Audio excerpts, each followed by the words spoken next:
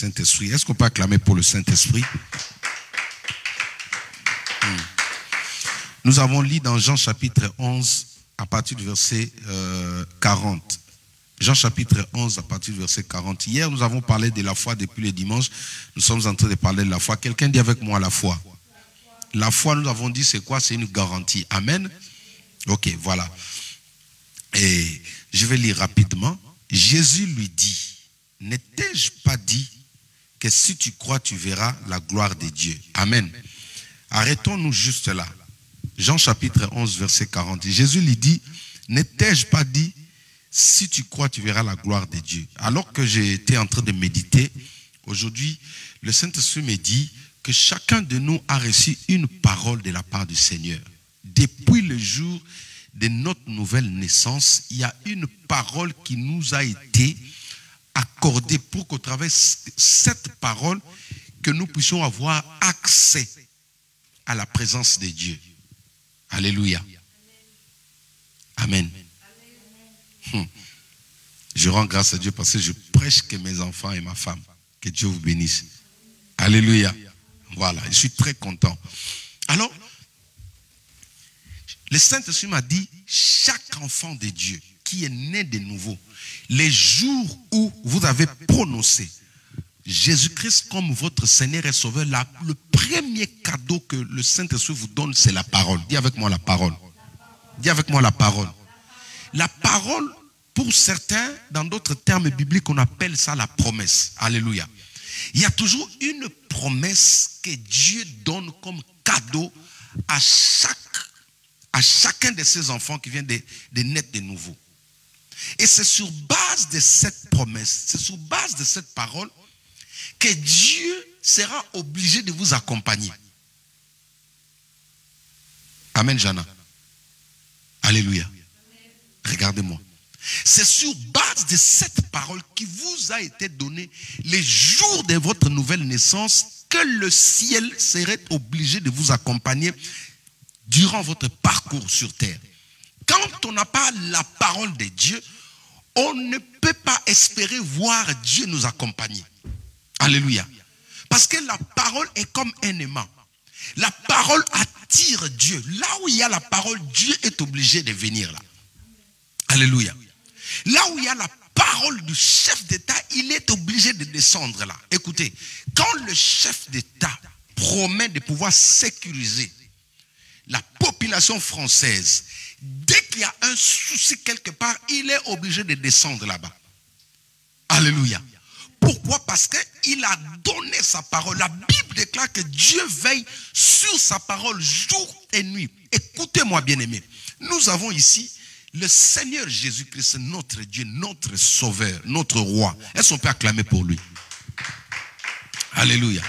L'homme de Galilée, l'homme fort de tous les temps. Il était tout le temps dans la famille de Lazare. Dis avec moi, Lazare. Mais pendant qu'il était dans cette famille-là, il leur enseignait quelque chose. Parce que tous ceux qui ont cohabité, tous ceux qui ont marché avec le Seigneur Jésus ont reçu la leçon sur la foi. Tous ceux qui étaient proches, les intimes de Dieu, les intimes de Jésus, parmi le premier cours, les premières leçons pour bien marcher avec Dieu, ils ont eu accès à connaître ce qu'on appelle la foi. Dis avec moi la foi. Pourquoi? Parce que dans Hébreux chapitre 11, je crois verset 6e, la Bible dit, sans la foi, nul ne peut lui être agréable. Sans la foi, personne ne peut être ami de Dieu. Hébreux 11, verset 6e, alléluia. Sans la foi, tu ne peux pas plaire à Dieu. Dieu est content de moi, Dieu est fier de toi et moi parce qu'il trouve en nous la leçon appelée la foi ou la sémence appelée la foi. Quelqu'un peut dire avec moi la foi. Alors pendant qu'il était dans la maison de Lazare, l'un des branches principales qu'il enseignait à cette famille, c'était la foi. Raison pour laquelle quand Lazare est décédé, quand Lazare est mort, à son retour, quand il revient pour revisiter cette famille, il commence par leur interpeller la leçon sur la foi. Il commence par leur poser la question. Il dit à Marthe ou à Marie qui représente la famille, qui représente l'église, il dit, n'ai-je pas dit, ne vous ai-je pas enseigné, ne vous ai-je pas donné la leçon sur la foi? Parce que la foi est une garantie. Nous avons dit qu'une garantie est une assurance, comme l'apôtre Paul a adapté la leçon par rapport à notre époque. Il dit que la foi est une ferme assurance des choses qu'on espère, une démonstration de ce qu'on ne voit pas. Alléluia. Alors Jésus leur pose la question. La leçon que je vous ai donnée, c'était sur quoi? C'était quoi la matière que vous avez eue? Alléluia. Il leur dit, ne vous ai-je pas dit que si vous croyez, vous verrez la gloire de Dieu? Ne t'ai-je pas dit que si tu crois, tu verras la gloire de Dieu? Laisse-moi te dire, nous sommes dans une époque où chacun de nous doit rentrer à la première leçon de la vie chrétienne. Chacun de nous doit aller creuser. La première, c'est-à-dire il faut aller revoir. Il faut aller réviser la matière que tu as reçue le premier jour après avoir confessé Jésus-Christ comme ton Seigneur et Sauveur. Quelle est la leçon qu'on vous a prescrite? C'était la foi. Dis avec moi la foi. Alors c'est sur base de cette parole, c'est sur base de la foi que Jésus revient. Pourquoi le Seigneur ne revient pas dans nos maisons? Pourquoi Jésus ne revient pas dans le mariage? Pourquoi Jésus ne revient pas dans nos situations? Pourquoi Jésus ne revient pas visiter son peuple? Tout simplement parce que la leçon n'a pas été assimilée. Alléluia. Il est temps d'assimiler la foi. Il est temps de maîtriser la foi. Il est temps de plonger dans la foi. Il est temps d'être immergé complètement, totalement, avec son esprit, son corps, son âme, ses pensées, tout dans la foi. C'est-à-dire, on doit plonger, on doit être baptisé maintenant dans cet océan appelé la foi. Parce que Dieu ne peut venir que dans une maison où il sent l'odeur de la foi. Dis avec moi la foi. La foi attire Dieu. C'est la foi qui fait appel à Dieu. Si tu n'as pas la foi, tu ne peux pas être visité par le Christ. Alléluia. Être visité par Jésus, c'est avoir le ciel. C'est toucher aux choses surnaturelles. C'est goûter à la puissance de Dieu. Alléluia. Quelqu'un qui n'a pas la foi comme étant le premier branche de la vie chrétienne. Nous marchons avec Dieu par la foi. Alléluia. Quelqu'un qui ne croit pas, c'est-à-dire il ne fait pas confiance à Dieu, à cette époque-là, il ne verra pas la gloire de Dieu. Mais tu l'as. Par quel moyen cette foi-là est produite par la première parole, les premiers enseignements qui vous ont été enseignés le premier jour de votre foi? Il dit à Marie et Marthe, il dit, ne t'ai-je pas dit, ne vous ai-je pas enseigné? Laisse-moi te dire, Dieu marche avec des hommes et des femmes de foi. Si tu ne lui fais pas confiance, la plupart des personnes qui sont en train de tomber, même dans les hôpitaux, le diable les amène à un niveau où il renie même Dieu. Il renie la puissance de Dieu. Comment est-ce que le Seigneur peut te guérir si tu ne crois pas? Si pour toi cette maladie-là est plus forte que le nom de Jésus, si pour toi cette épidémie est plus efficace que le nom de Jésus, bien aimé, au début de la foi, on nous enseignait que rien n'est impossible à notre Dieu. Au début de la foi, on nous enseignait que rien n'est impossible à celui qui croit. Au début de la foi, on nous a enseigné que je suis l'éternel Dieu.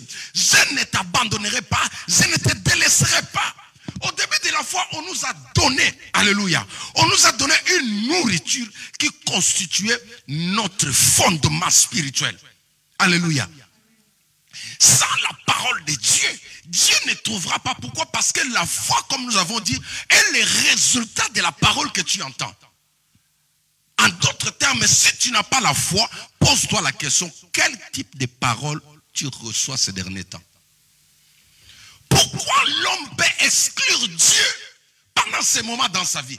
Pourquoi l'église peut exclure la puissance de Dieu? Pourquoi le pasteur peut exclure la puissance du nom de Jésus-Christ?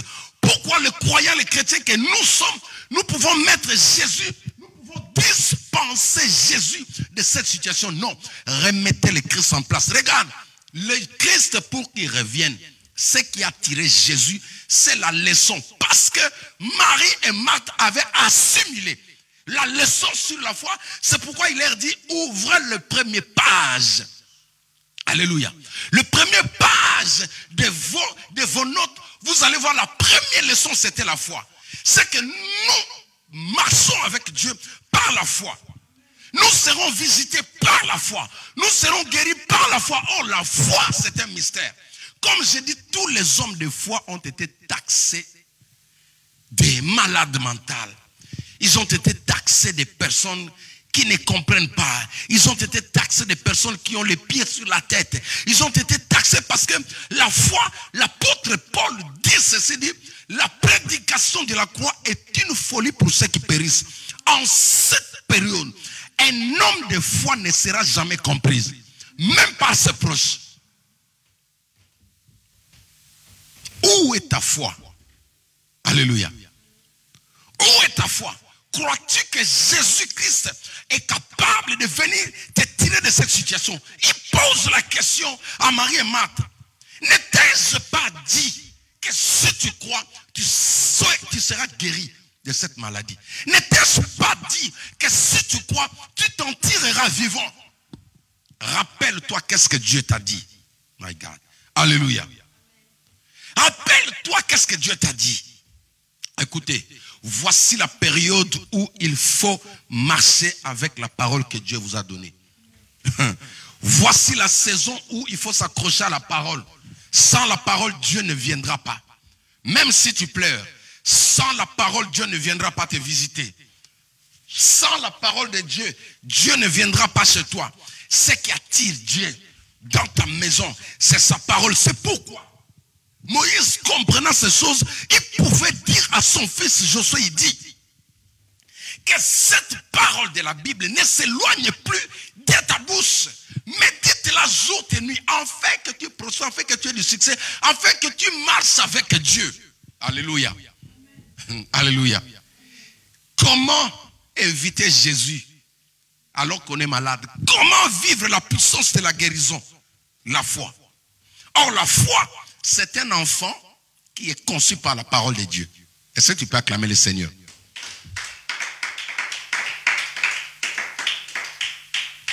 Jésus pose la question à l'église. Tous ceux qui me suivent.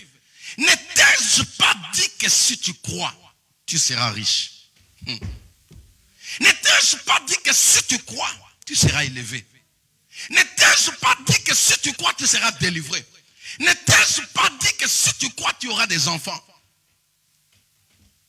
Toute la leçon que le Seigneur nous a donnée est basée sur la foi. C'est pourquoi, dans Luc 18, verset 8, comme je l'ai dit les dimanches, ce que l'ennemi cherchera à vous ravir, c'est la foi. Vous savez, il y a des paroles, quand vous parlez, vous attristez le Saint-Esprit. Un homme de foi, en ce temps ici, il ne peut pas être compris. Alléluia. Parce qu'un homme de foi n'a pas le même langage. Il n'a pas le langage du temps. Dans le temps, si tout le monde dit que c'est rouge, un homme de foi, il voit parfois bleu. C'est ça la foi. Les hommes de foi, c'est-à-dire, quand on te dit que ça c'est la mort, tu dis non, moi je vois la guérison. Je n'ai pas entendu ton amen. Nous avons dit que la foi est une ferme assurance, n'est-ce pas? Alléluia. Pour comprendre la foi, il faut comprendre la notion des assurances. Comprends seulement pourquoi il est impérativement, c'est-à-dire obligatoirement ici, sur le sol français, d'être assuré, d'assurer tout ce que tu as de précieux. Tu ne peux pas sortir sur autoroute avec ta voiture sans assurance. Tu es semblable au diable. Alléluia. Parce que tu peux faire du mal, premièrement à toi-même et aux autres. Et après, les personnes, les victimes ne seront jamais dédommagées. Donc tu as saboté la vie des gens. Ils sont partis comme ça. Dis avec moi la foi. Ne perds pas la foi. Souviens-toi. Alors ce soir, le Saint-Esprit m'a dit, dis à mon peuple d'aller consulter les archives Dis avec moi les archives. Dis avec moi les archives. Quelles sont les premières promesses que le Seigneur t'a données? Il rappelle Marie et Marthe.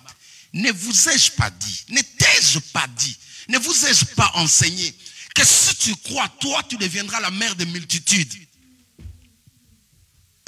Alléluia. La leçon est simple. Tu les as dans tes archives, mais nous avons tendance aujourd'hui, nous, l'Église, on a stocké les enseignements. Certains, pour eux, les enseignements, ils attendent le jour où ils seront pasteurs. Alléluia. Non, ce que tu reçois là, tu dois les assimiler, ça doit rester dedans de toi. D'ailleurs, entre parenthèses, vous savez que bientôt la Bible est en train d'être révisée.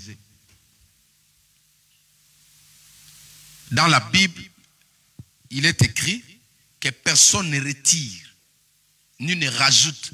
Mais maintenant, il y a des rajouts qui vont entrer parce que le pape a déjà donné l'autorisation. Ils vont modifier la Bible. Toi, tu ne lis pas la Bible à cette époque-là.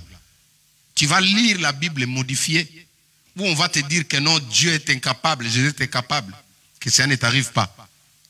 Alléluia. D'ailleurs, je demande à l'église d'acheter la Bible en papier. Cherchez Louis II, le premier Bible est là, où il n'y avait pas de complications. Avec cette Bible-là, on a vu des miracles. Depuis qu'il y a eu nouvelle ça, nouvelle tendance, nouvelle ça, nouvelle Jérusalem, tout, on ne sent même pas d'onction.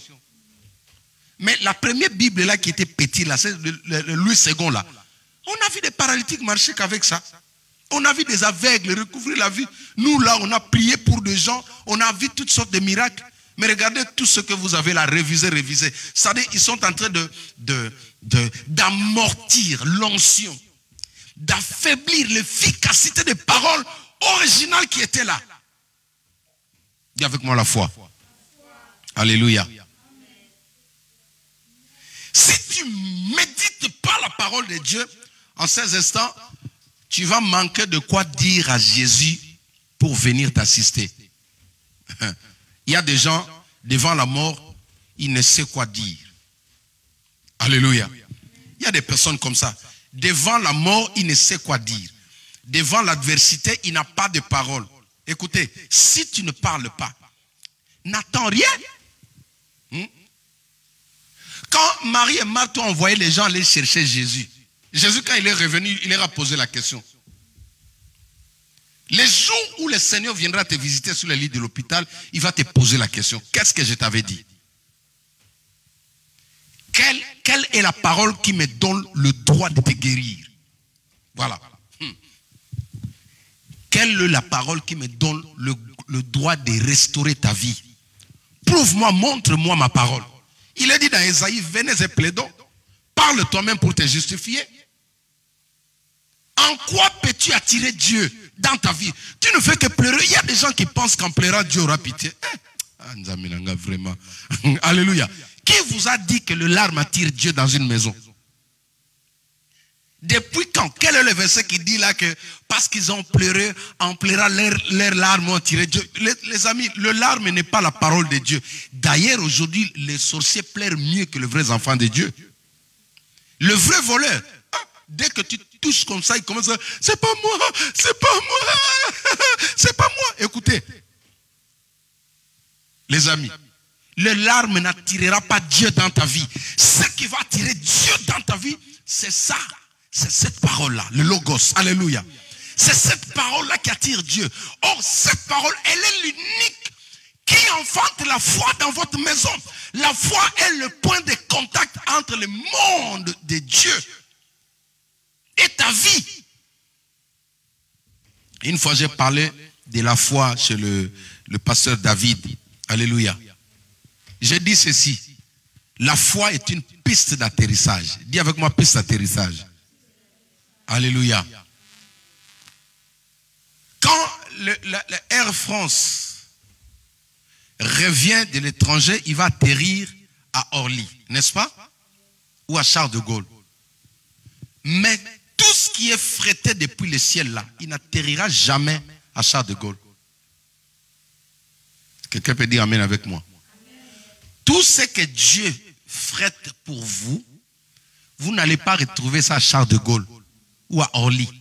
Ça atterrit dans cette piste d'atterrissage appelée la foi. C'est-à-dire, vous devez aménager, c'est le moment d'aménager cette piste d'atterrissage dans votre vie. Si tu ne crois pas en Dieu, si tu ne fais pas confiance à Jésus, si tu ne crois pas à cette parole-là, n'espère à rien. Mon gars, si le vent arrive, que ça ne t'arrive pas. J'allais dire, va t'emporter. Tu ne partiras pas au nom de Jésus-Christ. On a besoin de toi. Alléluia. Il y a des personnes, quand la guérison arrive, la guérison est en train de faire le manœuvre pour atterrir, il ne trouve pas de piste d'atterrissage dans sa vie. Jésus va atterrir où? Il a posé la question à Marthe, ne vous ai-je pas parlé? Ne vous ai-je pas donné une parole? Faites-moi confiance. Je suis le chemin, la vie et la vérité, la résurrection. Il a dit, celui qui croira en moi reviendra à la vie. Pas au dernier jour, mais dans le présent. C'est cette parole-là qui a servi de piste d'atterrissage pour la résurrection de Lazare. Mais, regardez, les gens ne font pas confiance à Dieu. Les choses de Dieu, c'est devenu normal. Ah non, écoutez, on a dit à la télé, oui, on est conscient. C'est comme ça, je vous ai dit, vous regardez dans la Bible, tous les hommes de foi ont été mal compris. Je commence. Notre grand-père Noé, alléluia. À son époque, ils l'ont traité des malades. Surtout que lui prenait un peu de liqueur. Là. Ils ont dit, non, Noé, t'es un fou. On n'a jamais vu qu'on ait d'inondation ici. Il n'y a jamais eu d'inondation dans notre quartier. Tout était très bien urbanisé. Il y avait des canalisations d'eau. On n'a jamais connu d'inondation, Noé. Et toi, tu viens nous parler qui va avoir la pluie, tout ça, Noé. Arrête un peu avec vos choses de Dieu, là. Vous voyez? Les gens se sont moqués de lui. Pendant que je parle là, il y a des gens qui se moquent. Il y a des gens qui pensent que non, ils enseignent seulement pour que les gens aillent remplir l'église. Non, nous vous disons une vérité. Si vous ne croyez pas, si vous ne faites pas confiance à cette parole, non, que cela ne vous arrive pas. Alléluia. Chaque homme de foi a été mal comprise. Chaque femme de foi a été mal comprise. La foi, c'est un langage qui s'oppose à la logique, à ce que nous entendons aujourd'hui. Un homme de foi peut avoir la réalité en face. On lui dit, regarde, 1 plus 1 égale 2. Lui te dit 1 plus 1 égale 1. Alléluia. Dis avec moi la foi. Je suis arrivé à la fin de mon exhortation. Nous voulons prier. Je vais seulement prier pendant quelques minutes pour vous laisser le temps de méditer et écouter encore cette parole. Elle est très importante. Alléluia. Ne vous hasardez pas à prendre le temps à pleurer. Les gens pensent qu'en pleurant, Dieu va venir. Tu sais combien de gens souffrent plus que toi? Tu sais combien de gens pleurent plus que toi? Regardez, ils étaient en Égypte plus de 400 ans. Tant qu'ils n'avaient pas tourné leurs yeux dans la parole de Dieu, dans la promesse que Dieu avait donnée à leur ancêtre Abraham, ils resteraient là. Ils vont rester là. Ne mettez pas vos larmes en avant, ça ne va pas vous guérir. Ne venez pas devant Dieu avec vos larmes, mais venez devant Dieu avec la parole. À chaque fois que le Seigneur passera devant ta maison, la première question qu'il va te poser, ne t'ai-je pas dit? Il va te poser la question, montre-moi la parole que je t'avais donnée. Chaque homme de Dieu, ce qui fait sa force, c'est la parole que Dieu lui a donnée. Amen. Alléluia. L'assurance d'un homme de Dieu, c'est la parole que Dieu t'a donnée. Ce n'est pas la parole que Dieu nous a donnée. Alléluia. Regardez-moi ici. Vous savez, quand on est nombreux comme ça, il y a des paroles pour tout le monde. Mais il y a une parole que Dieu donne à chaque personne, seule à seule. Qu'est-ce que Dieu t'a dit, toi là? Tu te frappes la poitrine, chrétien, 20 ans dans la foi, 50 ans, oui, c'est bien, ancien dans la foi, mais rappelle Dieu, qu'est-ce qu'il t'a dit? Vous avez peur parce que vous n'avez pas une parole avec Dieu. Il n'y a pas une parole qui te relie à Dieu. Alors, trouve cette parole, prends la Bible, commence à chercher. Alléluia. Il a dit dans le livre d'Ésaïe, tu marcheras dans le feu ne te consumera point. C'est avec cette parole que Daniel est entré librement, calmement dans la fournaise ardente. Alléluia. Ce temps ici, le vent sera contraire. Mais ce qui va te rassurer, qui va te guérir, c'est la parole de Dieu. Dis avec moi la foi. Dis avec moi la foi. Je prie que par la foi, que tu retrouves tout ce que l'ennemi avait détruit dans ta vie au nom de Jésus-Christ. Je n'ai pas entendu ton amen. Je prie que par la foi, que tu retrouves ta santé au nom de Jésus-Christ. Écoutez, un homme de foi, à la place de prendre des antibiotiques, il peut prendre la Novalgine, le Doliprane, et ça traite la maladie dans son corps. Quand les gens disent qu'il n'y a pas de traitement, mais il y a des personnes qui sont guéries que par la Novalgine, le Doliprane. Tu sais, qu'est-ce que le soubassement du Doliprane là? C'est la foi. Dis avec moi la foi. Hey. Dis avec moi la foi. Ces petits comprimés minimisés. Prends la foi, rajoute, tu dis, Seigneur, j'ai mal à la tête, je prends le Doliprane là. Mais que cette Doliprane par la foi devient le médicament approprié pour traiter la douleur que je sens là. Tu le prends au nom de Jésus-Christ, la maladie va partir. Ah, tenons-nous debout, acclamons le Seigneur.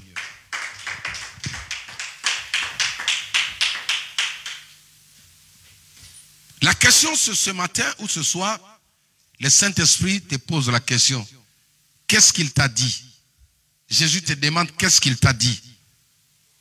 Tu as été torpillé qui parle des paroles des féticheurs, des paroles des démons, des paroles des sirènes des eaux. Ils t'ont dit qu'ils vont te bouffer. C'est ce qui crie dans ton cœur là. La parole que tu as, c'est la parole de ton père. Celui qui a dit, tu vas voir, moi je vais te... C'est ça. C'est pourquoi tu n'as pas la foi. Écoutez, la foi ne vient pas à cause de l'argent. La foi, c'est l'enfant que la parole de Dieu enfante dans la vie d'un homme. Rentrons maintenant pour lire la Bible, pour revoir, faire la révision de nos archives. Gardons nos yeux fermés, je vais prier. Saint-Esprit, merci. Je prie pour toutes les personnes qui me suivent maintenant, Seigneur. Je prie maintenant que cette parole enfante le miracle dans la vie de mon frère. Et que la foi, tu as dit dans ta parole, si vous avez un peu de foi comme ces grains de sénévé, vous direz à cette montagne, ôte-toi de là, disparais, jette-toi dans le profondeur. Je prie, Seigneur, que ces petits foi, ces petits grains de sénévé qu'il y a dans le cœur de ma sœur, engendre la guérison dans sa vie au nom de Jésus-Christ. Je prie que ces petites graines de la foi qu'il y a dans ta vie te donnent ce que tu cherches maintenant au nom de Jésus-Christ. Que la foi te donne la vie, que la foi te donne la guérison, que la foi te donne l'élévation, que la foi te donne le succès, que la foi te donne la percée, que la foi te donne la grandeur au nom puissant de Jésus-Christ.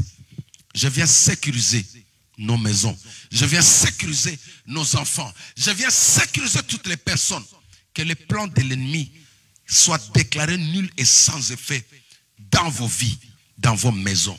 Seigneur, que ta gloire descende maintenant. Qu'elle remplisse nos maisons. Accorde l'intelligence à nos enfants. Que le silence, que le calme entre dans ta maison.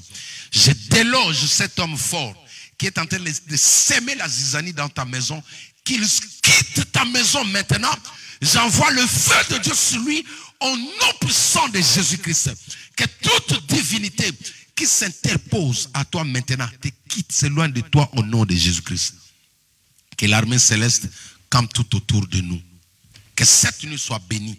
Et que cette période de confinement, Seigneur, soit un moment de bénédiction, un moment d'expérience, un moment où nous allons te voir dans nos vies, Seigneur.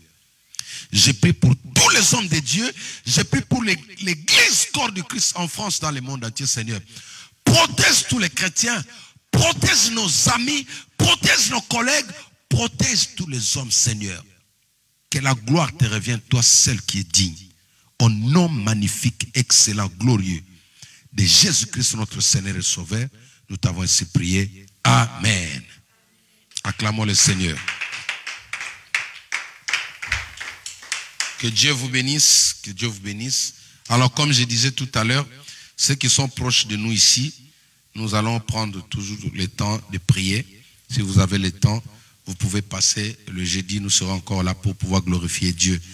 Et voilà. Que Dieu vous bénisse. Je reste demain joignable, mercredi, pour pouvoir répondre à vos suggestions.